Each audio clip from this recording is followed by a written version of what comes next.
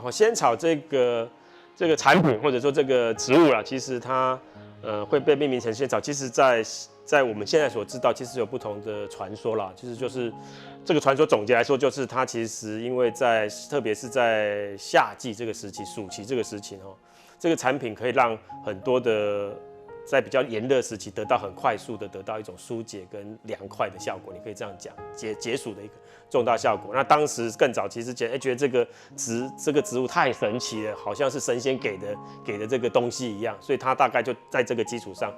各式各样的传说就得到了跟仙有关的这个概念。那它当然外形还是比较像一般的草，所以最后的名字就叫做仙草了。那它这跟我们客家的关系，其实在台湾，其实当然它很早以来，我们自己的这个饮食文化传统里面，在各式各样的药典或者是相关的经典里面，都已经有提到这个产物。然后在台湾，其实刚好是一个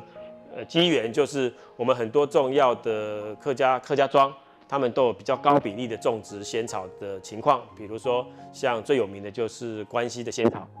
那关西的仙草在后续的发展的过程当中，也因为它潜在就是一个传统上很受欢迎的那个产品，所以它其实在以关西农会为主的话，它后来的投资的比较大的重要的这个设备，让整个制造或者是产出这个仙草产品，而且品质提高了非常非常多。所以大概在90年代之后，其实就变成了至少是关西地区非常有代表性的一个产品了。那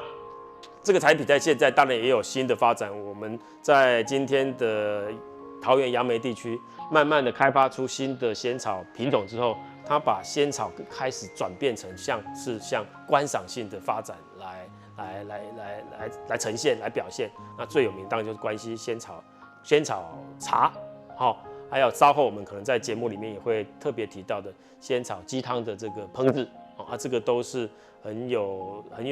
地位、很有特色、很有知名度的仙草跟客家庄的一个相关的产品以及连结。